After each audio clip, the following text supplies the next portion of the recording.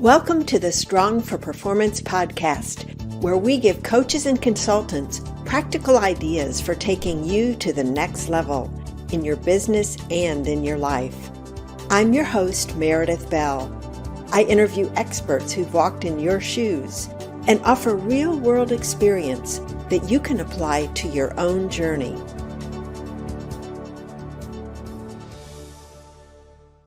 Welcome to another episode of the Strong for Performance podcast. I'm your host, Meredith Bell, and I'm delighted to have with me as my guest today, James Butler. James, welcome to my show. Thanks, Meredith. It's an honor to be here. Appreciate you having me on. Well, I first met James many years ago at a conference where he won Marketer of the Year. And he has such an impressive background. I want to give your formal introduction first, James, and then we'll get into some of the many questions that I have for you about your new book. Sure, that'd be great. James Carl Butler is a serial entrepreneur who has built 4 companies from the startup phase to over $1 million in revenue. He grew his first retail bridal store from 0 to $1 million in sales in just 3 years, and grew another one from 0 to $1 million in just 18 months. James has helped some of the most respected and largest retailers and businesses across the country to grow their sales and shatter their previous sales records. He's a celebrated systems and marketing authority who speaks and trains business owners on how to create rapid and sustained growth in their business. And what he's going to be sharing today applies to solopreneurs up to large businesses. And I had the opportunity to read an earlier book called The System is the Secret, which was a bestseller. And today I'm very excited about exploring with him his brand new book called Clear and Present Game Changers. And it's so relevant for today. James, you even have in there information that can help people during this phase we're going through right now with the pandemic. So I'm really looking forward to our conversation. Sure, thanks for having me on. Well, the first thing I'd like to do is ask you to just tell us briefly about your journey, because you've had ups and downs in your business over the years. It hasn't been just smooth sailing. And then how that has led to the work you're doing today. Sure, yeah. So my wife, I kind of grew up in a little bit of an entrepreneurial home. My father's an entrepreneur, and a couple of my brothers are as well. But I got into the bridal business with my wife. So that's kind of how we got started as entrepreneurs. She designed wedding dresses and we sold those. And then I kind of introduced the context we had. So we had three retail bridal stores and about 28 employees. And then during the recession of 2007, 2008, the business started changing quite a bit. People were going direct to the factories overseas, and we ended up getting out of that business. And so I learned a lot through those experiences. We grew the businesses really well. I've actually grown 4 companies from the startup phase to over $1 million. And so I've had a lot of experience in turning businesses around or shifting them around or making different things. And so we exited the business and got out of the retail business. Now I do more coaching and training of entrepreneurs, helping them with systems development, helping them specifically with looking at what's going on in their business, how they can change things and make a turnaround or transform the business into from what it is now to what they want it to be. And that's really what I kind of focus on now. Well, the book that you've just written about, Clear and Present Game Changers, to me is a must-buy reference for entrepreneurs because you cover so many topics in there that will be a handy reference for them. And one of them that I want to start with is where you talk about the importance of business owners finding out, what their unique strengths are so that they can use that to position themselves in a really positive way against the competition. So one of the things that I have heard business owners struggle with over the years is they are so close to their business, it's hard for them to really identify what are those unique strengths. So what are some of the things that you've done to help business owners take a look at and find those unique strengths and how to leverage them? Yeah, it's a great question. It's difficult, like you said, for people to see that on their own. And so sometimes it's talking about what you're doing, what areas of strength you have.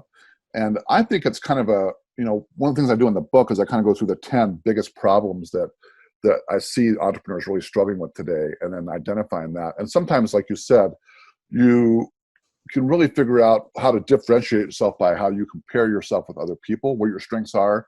Most of us compare our strengths with other people's strengths, or a lot of times we compare our weaknesses to other people's strengths. And so we feel bad about ourselves or feel like we really can't accomplish much. And I think that takes a certain skill to be able to look at someone's, basically their resume or what they do, and then figure out what's unique. But the one thing that's in an era of hyper competition where there's so many people doing so many different things, I think the key is that you have to be different in ways that other people are not. And I think, like, for example, we have almost every industry has a giant they're dealing with, like Amazon, or, one of the giant big box stores in the retail space, or someone who's been doing this longer or better, or has more finance or better funding than you, whatever. And the one thing that you can never copy, or the one thing that nobody can ever do, is be exactly like you. So I think that's probably a big part of it, is looking at your own personal thing. And so to answer that question, I think one of the things I talk about in the book is that to ask yourself this question: what argument can you win that the other competitor can never win? And that's a great question to kind of drill down on that and see. Maybe it's you specifically, maybe it's your personal attention they're going to get from you, your ability to follow up with people that other people may not get. Like, a lot of times a lead will come in and then nothing ever happens with it. Whereas a small business owner or a solopreneur can really be focused on that individual and give them customized attention they would not get anywhere else. So I think that's a big part of it. I think it's looking at, how do you win in the last 3 feet? That's a question that I talk about in the book too, on that section about how do you win the sale at the end. And so, because a lot of your competitors are big box or big industry giants, they're good at getting people to investigate the product. But what matters is what happens in the last 3 feet of the sale, that introduction to you, your personal attention to them. And I think if you can drill in on what that specific focus is for you, that's where you're going to win. Because if they like you, they trust you, and they know you better than anybody else, they're going to buy from you. And that's, I don't know if hopefully that answers your question, but it's just. Well, yeah, because I think as I'm listening to you, it seems to me another thing they could do is go back to clients who purchased from them in the past and just ask, what was it about me that caused you to say yes to me instead of the other options that you had? Yeah. And I think that confirms sometimes what you already believe. And sometimes it opens an avenue that you weren't even aware was the big thing, right? Exactly. Yeah, great point. That's really important. There's a second chapter you have that to me is a really important one. It made me think, and this is the thing I loved about your book. There were so many things about it that I really identified with and marked it to go back to and say, I need to answer this question. I need to go deeper because this will be helpful. Sure. So one of the questions you had that I would love for you to talk a little bit about, so people can, again, be thinking about how does this apply to them, is how can we uncover hidden opportunities or hidden money that we may not be currently seeing for our business? Because we can get so focused on, in a narrow way. Yeah, well, I think it goes back to what we were talking about just a second ago, that it's looking at what happens next. I think that's probably the best way to find hidden money, is to answer that question of what happens next in your sales process. So if someone comes in, they might buy one product, but most business owners, they don't really think much more beyond that sale. So the best way to find hidden money is to look at what happens next. Is there another product they can buy? Is there another alliance they can have with somebody else? Is there another product that would go to, is there somebody downstream that could benefit from you that you could actually introduce that person to and get a referral bonus from? So I think those are lots of different things. Sometimes it's looking at other markets that you weren't even aware of. I talk about this in the book about how when I was in the bridal business, I wasn't even aware of another market segment that really helped us grow our business quite a bit. And that was working with Vietnamese businesses, and there was a little center they had just around the corner from our store. And that was something I never really thought about, aligning with other people that are completely different industries, but they also need wedding dresses or whatever product it is that you sell. And so I think that's really key, is thinking about outside the box a little bit, of thinking about where are other people shopping that maybe they don't have access to the same things that you do, and how could you target them and pay attention to them. And if that person feels welcomed and involved and appreciated and part of what you're doing, then that makes a massive difference in them wanting to do business with you. So I think it's like, there are a lot of questions in the book that I kind of outlined for you to really kind of think through those questions. But as I've thought about this in my own business, in my own life, is really kind of thinking about where are other opportunities? Where are maybe where are my competitors not paying attention to a specific area? How can I grow or help them and help another business be successful? I was having a conversation with a friend of mine recently, and he's in the mattress business. And so one of the things that he does, I think is really interesting, is that he has aligned himself with hotels to go have an experience trying out one of their really, really expensive beds, like a $20,000 bed or $20,000 mattress. So they can go to the hotel and have an experience there at the hotel. It's a really nice hotel, but they can also experience his product there. And then he gives them a credit for what they spent at the hotel to buy that mattress. And so that's an example of aligning yourself with somebody else in a way you might not think about, but that can sometimes change the whole trajectory of your business. That's such a great example. And I think that that's what we're really talking about, because we can have these traditional partners or influencers or allies that we work with, but yet you identified, I think it was a number of different Asian companies in your area. Talk just a little bit about that, because what I want to do is stimulate the thinking of my listeners to ask themselves, how could I do something like that? So what was your approach in working with them? Yeah, so first off, I found out a little bit more about their business, just asked them questions about what they did. I found out they did a fashion show where a lot of the affluent members of the community, this was in the Vietnamese community, and then I asked them, do we have other friends or other business owners that maybe are in the Filipino or whatever? And we ended up building an alliance with across several different channels with those individuals. But first we looked at what I could do to help them to build and promote their business. And so we did a little fashion show for them, kind of showed we do a fashion show. We did a fashion show all the time in that particular area. But I've learned a lot from that lesson of asking, once you help them, who else do you know who has a similar need?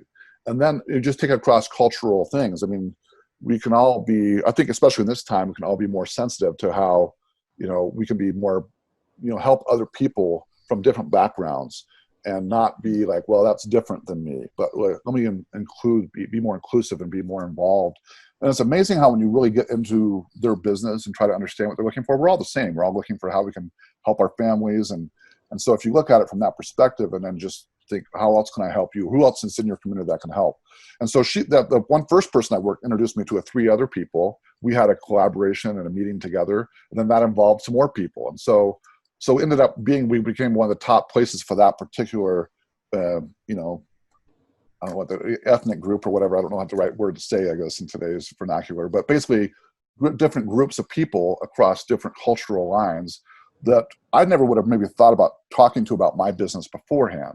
But as I've grown my business and different businesses I've done over the years, I've realized how important that is, that we don't exclude other people. We include everyone that we can benefit and help. And so that, hopefully that answers your question, but it's more helping someone specifically and then expanding beyond that to something else. Right. And I love the fact that in the time that we're recording this, there are major changes that are happening in our country and around the world around Absolutely. Looking at everyone through different eyes and through a different lens. And I think that if we step back and look at opportunities for the business, that's just one way of looking at it. It could be looking at people that are in different industries that we might not have thought of partnering with before. But I think one of the things that I don't remember exactly how you phrased it, but I think is an important question is, who else is serving my ideal clients? Right. And so how can I reach out to them and form a relationship? And I really like what you said about looking for how you can be of service to them first before asking for anything from them. Yeah, so it's like looking upstream and also downstream, because you never know how that's going to cross over. Like in the wedding business, it was kind of an interesting business because we only would sell that one time. I worked in the solar industry for a while, and you never know, you sell, someone gets solar, but you can get a lot of referrals from those individuals too. So it doesn't really matter what the business is, but we look at where else are these individuals at. And so like in the wedding business, the first thing they do is buy a wedding ring, right? They get engaged. And so we would go to all the jewelers and say, look, if you'll send everybody, when they buy the ring, give them this brochure or this little coupon to come to our business. We'll give them $100 off the dress, and then we'll give you a referral bonus for everybody comes in with your logo on this sheet of paper. We got a lot of referrals that way. And then the same thing, like we also went to caterers who would go meet with brides sometimes, and we would actually ask them, hey, can you promote our business for us? We'll promote yours. And so we had an advertising program where people actually paid money to be in our catalog to promote our business promote their businesses to all the brides that came into ours. And then we give them a list of our contacts, all the people that come into our store. And that was a good win-win situation because they'd pay us money to be advertising, but then we'd also promote their business, and they got a lot of business out of that as well. So Yeah, that it kind of goes both ways. synergy is powerful. Absolutely, yeah. One of my other favorite chapters, I guess it's because I'm responsible for marketing and sales in our company, but your chapter 5 on sell experiences and not products, or in Yeah. the case of many of my listeners, not selling or emphasizing services.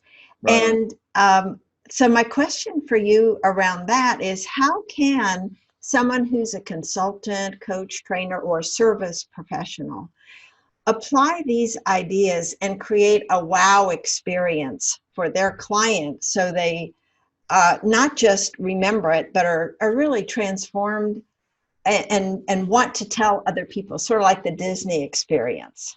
Yeah, I think that's a great point. A lot of people just focus on the transaction of doing the business, and they don't focus on getting people to talk about it. People want to talk about wow experiences. No one talks about blasé, bland, boring experiences. They talk about, you think about the last vacation you went on, or something, or you went to a restaurant or a movie that you saw that was really good. You talk to people about it because it transformed how you thought, or the food was so great you couldn't believe how great it tasted. You're still thinking about it days later after you ate it. But I think that's a really big part about forming a better offer and forming a better experience for people. You want to create a wow experience. You want to create an experience where people are really thinking in a different way about what it is. So if you think, like, for example, with Apple and how they do their products, they're creating an experience where people trust their brand and want to do that. I talk about that a lot, about how to build a better offer in the book as well. But I think it's just really important to think about, when you create an experience, to, number one, have stratification in it. So there's multiple levels for multiple groups of people. So someone's not excluded. So if you think about Apple, for example, they have like a 16 megabyte or a 16 gigabyte phone, a 32 gigabyte phone, a 120 gigabyte phone. So they're all different prices, right? But someone can still have the experience of the phone at the 16 gigabyte price. And that's something to really think about with the experiences too. Are you creating an experience where people, they want to come back, Like, I have a friend who owns an ice cream parlor called Brooker's Ice Cream. And what they've done is they've transformed the store so it's like going back in time to colonial American days. So the purpose of it is they teach people American history while you're eating ice cream, which is kind of a unique experience. But because of that, he can charge more for it. People go into the ice cream parlor, and while they're getting their ice cream scoop, they teach them about each of the ice creams are named after a person in American history. So they talk about that person and educate you on that. And then when you sit down, it's like sitting in an old tavern kind of a thing. They have one of those stock places where you put your arms in, like a stock kind of a thing. And so when you eat ice cream, and it's really great ice cream, but the experience and what you feel like when you're in there and what you'll learn is more impressive than the ice cream. And that's a really good example of that too. Trying to think of like other experiences I've had. I remember John Maxwell is a hero of mine. I really enjoy reading his books. And several years ago, I went to one of his events called Exchange, where it was a 2-day event, a 2.5-day event, and we would go there, and I think I counted up like 8 different surprises that happened as part of the experience. So that's another thing, is to create surprises. When something's not expected to happen, that happens in there, it totally shifts how you think about the experience. And so we would come back from a long day of meetings, and there would be a surprise in our room. There would be a surprise that we weren't expecting to be there. And so it really made me think a lot about how we don't create enough surprises in the lives of other people. I mean, people love Christmas because of that, right? They love the idea of opening a present they didn't know what it is, or their birthday. And so tap into those ideas of how to do that. When we were in the bridal business, when people would show up at our store for an appointment, we'd have a gift for them. We'd give the bride a set of earrings, or we'd give the groom a set of cufflinks.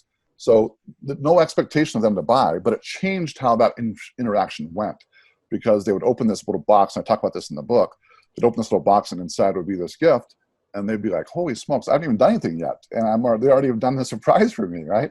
And that shifts the discussion from, am I going to buy, or when am I going to buy here? And that's really what you want to have happen. So it's really transforming that experience from, how can I make a transaction, to how can I create an experience that cannot stop thinking about or talking about to other people.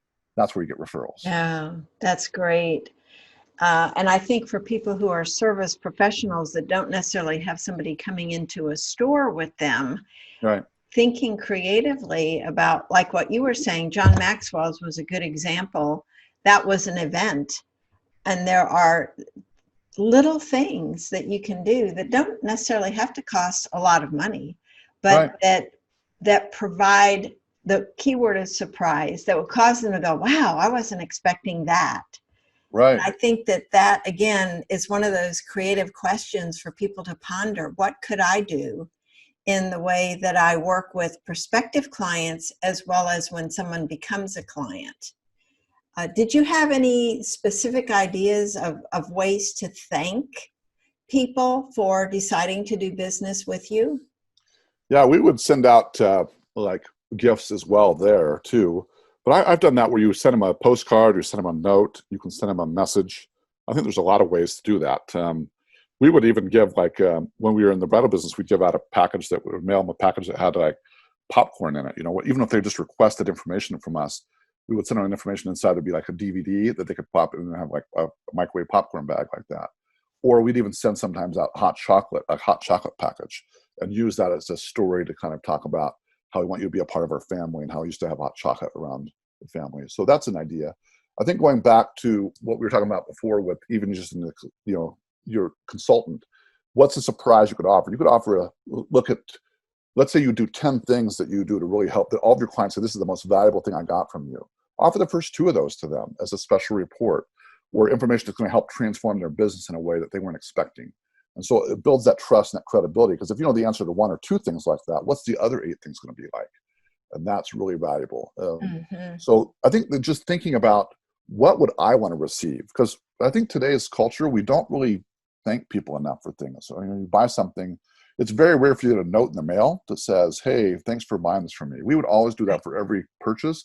We would send out a handwritten note, and we'd put in something special from that conversation we had with them that said, hey, we loved so much working with you.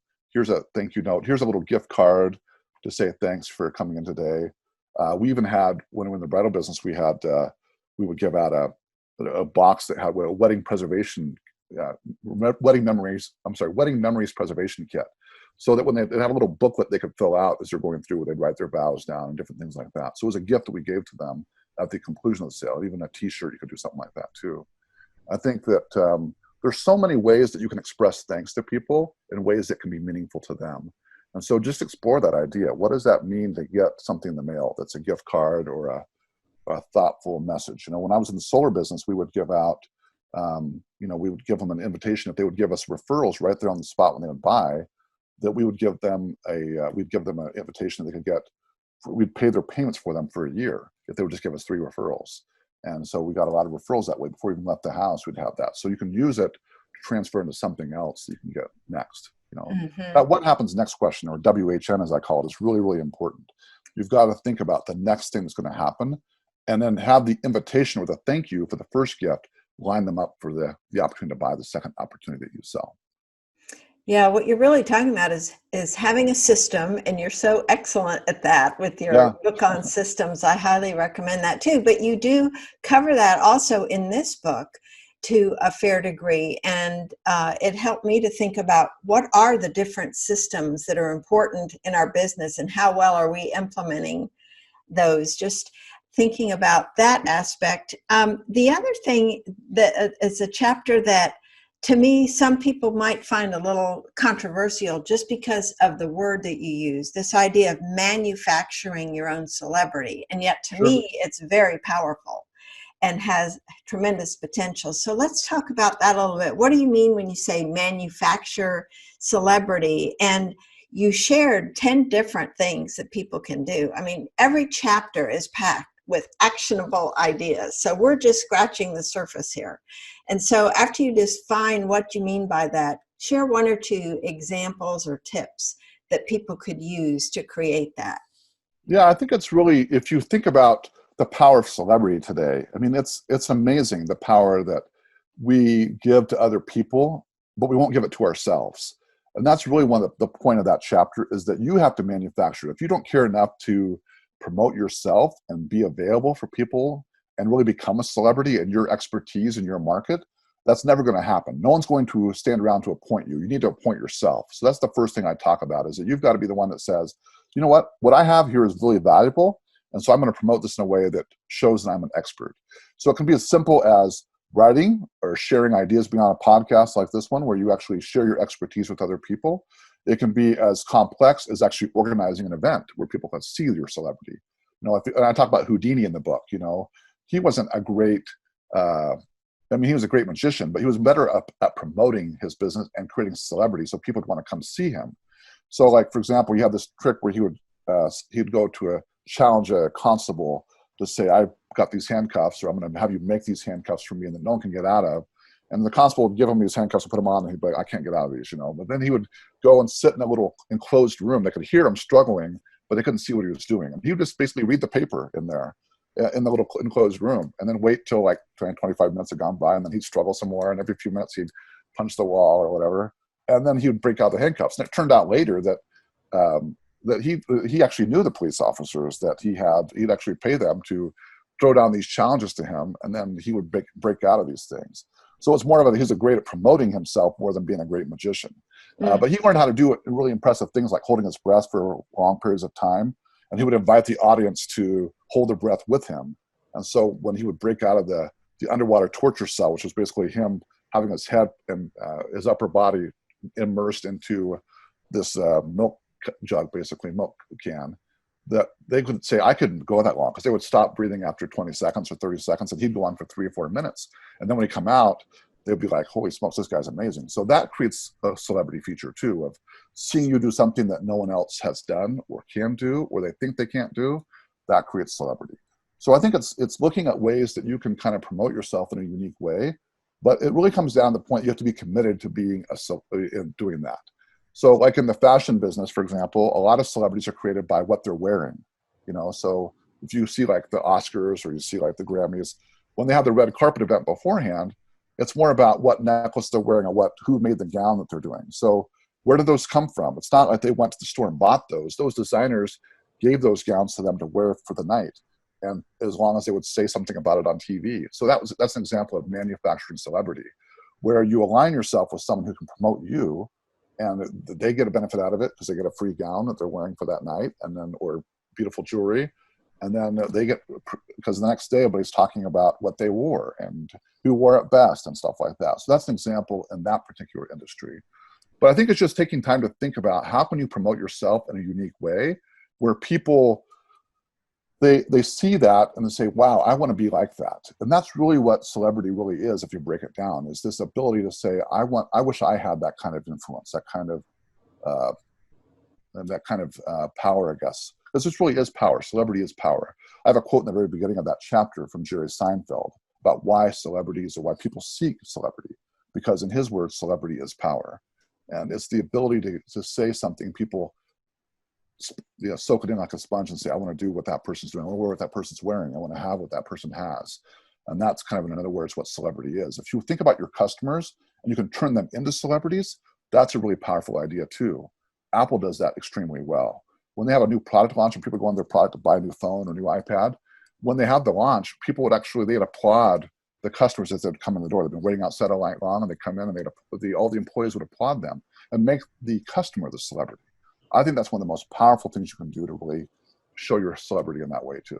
So hopefully that gives you a few ideas. Yes, that is a powerful turnaround, because when you think about making yourself a celebrity, that's a whole different field than trying to look at how do I make my clients a celebrity. And one way that I'm thinking of with someone who's in a service business is, how can you help somebody experience such a powerful turnaround or transformation in their organization or with themselves, that they can't wait to talk about it, and you capture them on video and help promote them and their business because of what they're saying. So it's that idea of looking at ways, because overall you're enhancing another individual, not just yourself. Absolutely. If you think about Disneyland or Disney World, when I had my girls were little, we went and stood in line for what seemed like forever to go see Princess Aurora or Cinderella, and think about the draw that celebrities have, that they can, even like a fictional character that's not even real, that people will line up for hours and wait for hours. They'll go out, and while they're waiting in the line, they'll buy the dress, they'll buy the head, the tiara, they'll buy all the stuff that the celebrity has while they're waiting for that. And it's the same thing whether you're a comic or you're in show business or whatever it is. You don't just buy the ticket to that event. You buy their book, you buy their t-shirt, you buy everything that that person has. And that's really the power of what celebrity does, is that you want to be like them. You want to show them that you're a real fan. And if you can turn that on its head and make it so customers want to have that experience in interacting with you, that makes it really powerful. Sometimes you'll see this with like authors. What they'll do is they'll say, take my new book and then photograph yourself in an unusual place. And the person who has the most unusual place will win some prize from me. And so you'll see in a Facebook feed, you'll see all these people posting a picture of them wearing a t-shirt that they sent to them or a book. And that's a great example of where they're actually making the customer into a celebrity with this, but it's also promoting them and their book at the same time. That's a great idea. Yeah. I love that. Well, probably, if not my very favorite, one of my other favorite chapters had to do with, it was chapter 9, avoid distractions, stay focused, and implement more. And I have to tell you, the day after I read that chapter, I was more productive just because I had in my brain the different things that you had suggested, because it's so easy these days, even with what I like to think of as clear focus. It's still easy to get distracted by interruptions or an email that comes in or something else that can create this a pulling away that takes our attention from what's most important. So what are one or two suggestions that you might share today with my listeners that could help them get more done every day? Yeah, it's such a great question. Well, it really comes down to what your objectives and your goals are. You know, if you're not clear about what you want, you will never set aside the time to do that, to really be organized and productive. And I mean, this is my 18th book that I've written. And you don't write 18 books over a period of 10 years by just saying, someday I want to write a book. It takes focus and a determination to write a little bit every day, or to write a little bit in every week or a specific time in a month. When I wrote my first book, I was really busy. I was running 5 businesses at the time. And I was like, I don't have time to write a book. I don't know how I'm going to do that. So what I would do is I blocked off one day a month that I would actually do the writing. And I went to a secret, secluded location where no one could find me, where no one knew where I was. And I would just write for the day. And so during the weeks before that, I would put together my stories and ideas and kind of organize my thoughts. And then I would just sit down one day and write. And I did that for a year. And I had a 12-chapter book that came out. And that's how I wrote my very first book. So sometimes it's something just like scheduling the time for you to actually do that activity. It's the same thing with systems development. A lot of people say, I want to get better systems in my business, but they never take time to plan that. So when I sit down with my clients, I'll say, okay, Tuesday and Thursday is your systems. You have 2 hours that you can work on systems every Tuesday and Thursday. And so they'll sit down and they have a start time and they have an end time. This is a really important concept I talked about in the book too. We all have start times, but we just let it go on and on and on. And we never have an end time. And so if you say, I've got 90 minutes to get this activity done, and you focus on, you'll be amazed how much more you can do in that 90 minutes. Then if you just say, okay, I'm going to start at 9 o'clock and by 5 o'clock, I have to have something done. If you say, I got to have this done in 90 minutes, no matter what, guess what? You'll have it done. And you have a whole bunch more time to do on something else. But you have that start and end time. What really matters is the end time, because, if you watch your competition, they have to start the race, or they start the sporting event, and we all probably miss sporting events because we haven't had those much lately. Live ones anyway. But you have the start time and you have the end time. And that's what matters, is when you cross the line. And so if you don't really dial in what that end time is going to be, guess what? It never will happen. You'll always be looking to the future to do something. And so I think that's a really key, is when you're focused on that, you will not be distracted, period. No one can come into your office and bother you. And if you have to, go to a hidden place where no one knows where you're at. Don't tell anyone where you're at.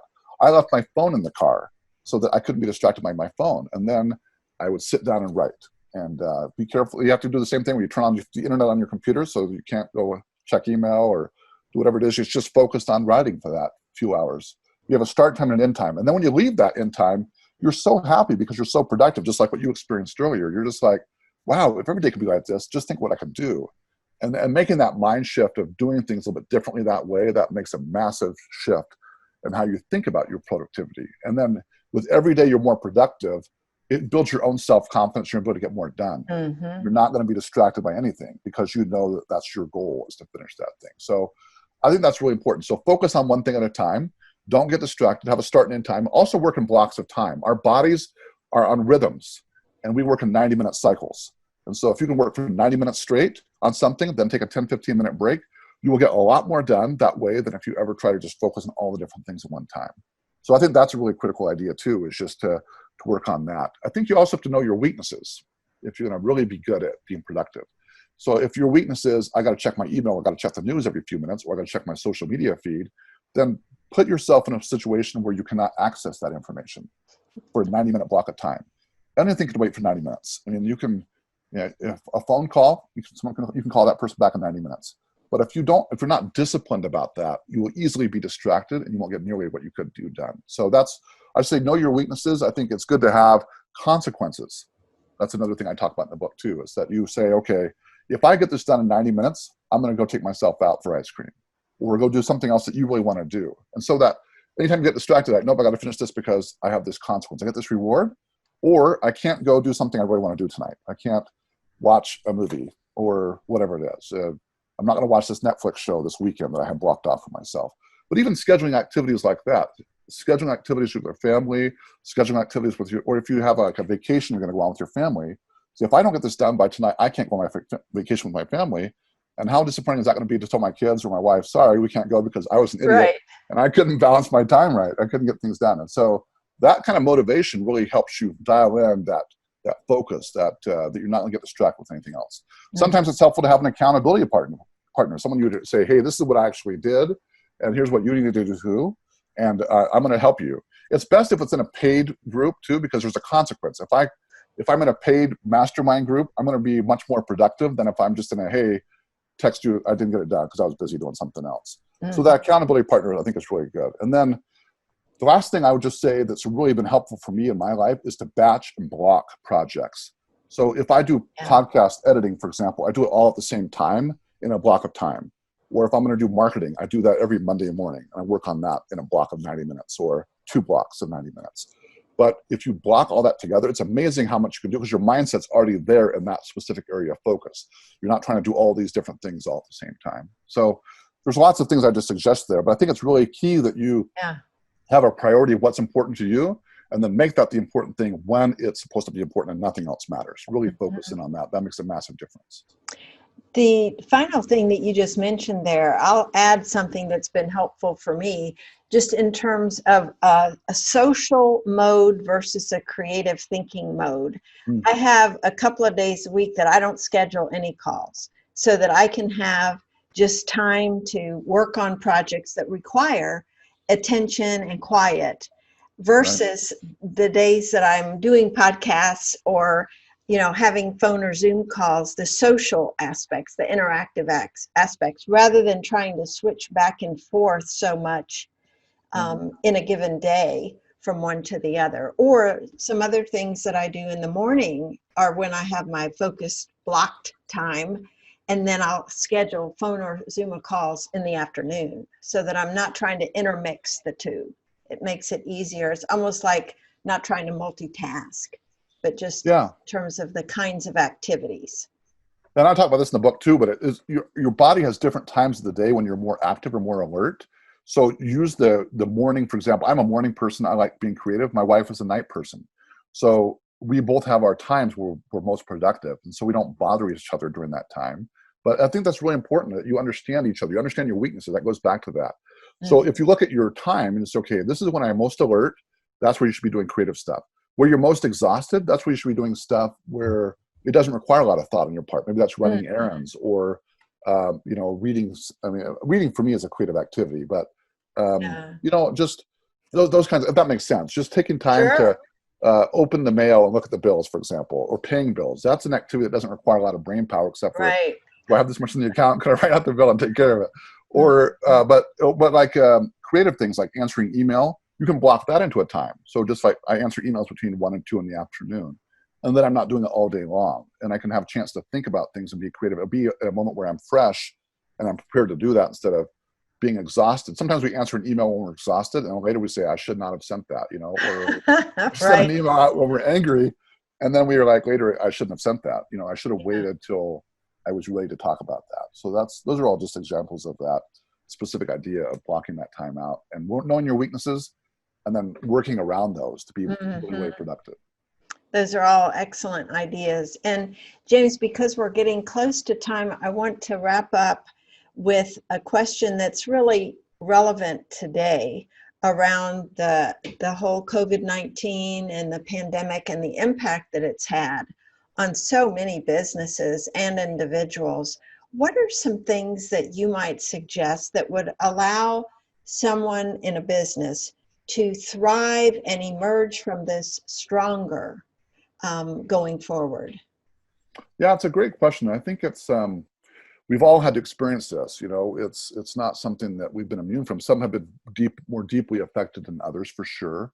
But I know for me, I tried to set up my own quarantine schedule when we were in quarantine, more specifically, of getting up and doing specific things during the day, or having blocks of time where I was going to write or do different things like that to be as productive as I could be in that situation. And so actually, I had actually finished the book about the time that this happened, the quarantine happened. And so I decided to add an extra chapter. So I added a chapter 13, which is all about how to deal with crisis situations. And I talk about this a little bit in my System is a Secret book too, but I go into a little bit more depth here about how you really have to manage your emotions.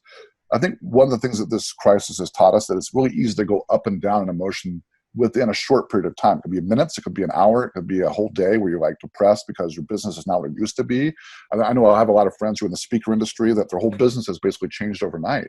And so I think the first thing I would just recommend you do is take stock of where you're at right now. You've got to write down what you can do first, because there's a lot of things you can't control, and it doesn't do good to stress out about those or worry about those. So I think focusing on that is really important. One of the things I did when the pandemic first started was I reread the book by Dale Carnegie, How to Stop Worrying and Start Living Again. I've read that book several times, but what an eye-opening the experience was to just basically, you can see in your Facebook feed the fear and the terror and the worry of people putting all their energy into that. And then he talked about how you can stop worrying and start living on your life now. Sure, it's different.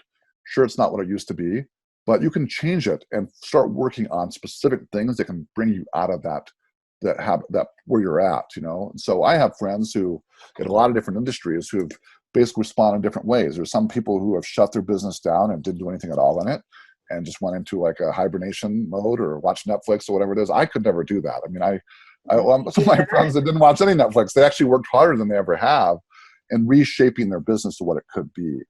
And so in the book, I talk about putting down, once you make a list of how things are now, then you start listing what you can do now, and then put together a 90-day plan. So it doesn't have to be forever. It just has to be the next 30 days, the next 60 days, the next 90 days, what you're going to do.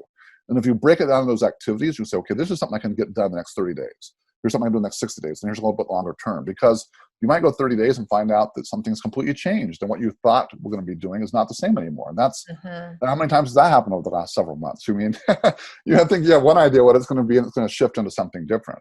Yeah. And so I think that's really key. But then having goals specifically about what you can do, having targets, what you're going to be doing. Maybe it's going out and promoting yourself more and working more on manufacturing your celebrity this time so that you can actually attract more people to you instead of trying to push something.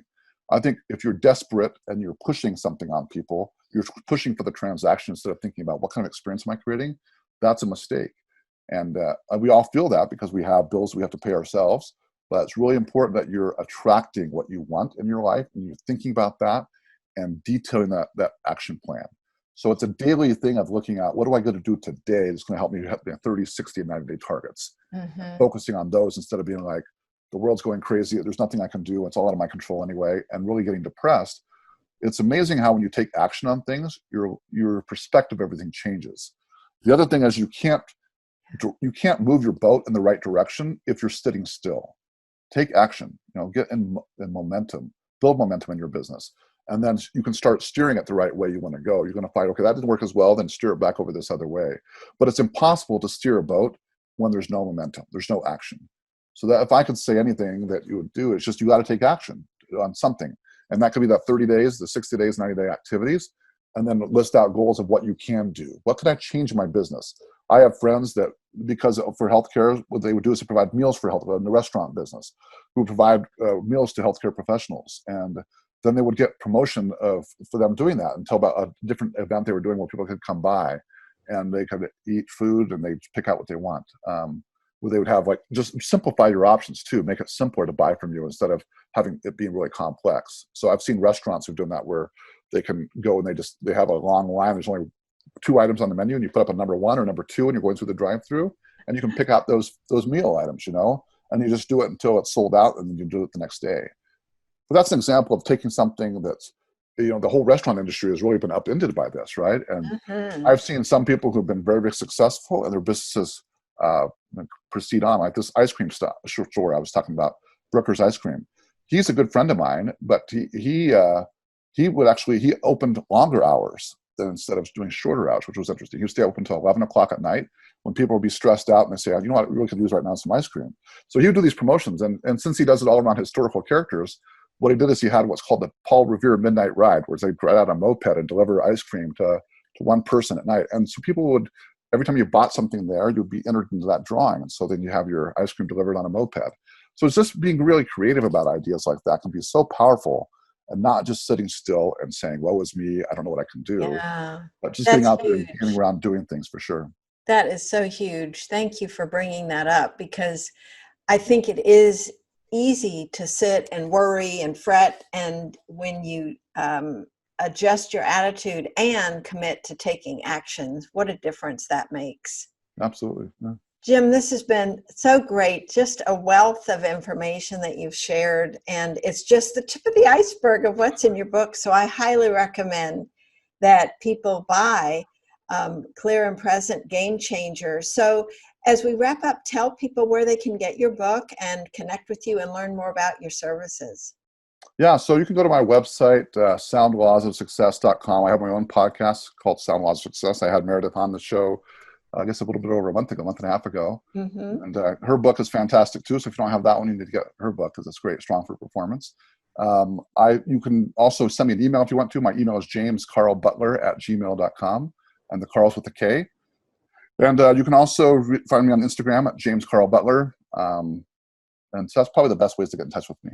But I'd be happy to help if I can. I think it's just a matter of looking at your specific thing. But I kind of specialize in helping people improve their systems, and looking at them, helping them improve that so they can actually make money with better processes and systems. Because a lot of times we don't change our systems in our business until it's too late, till we've lost money or we've lost credibility. And if you take the time to work on that, that's something that I always specialize in with business owners and helping them with that.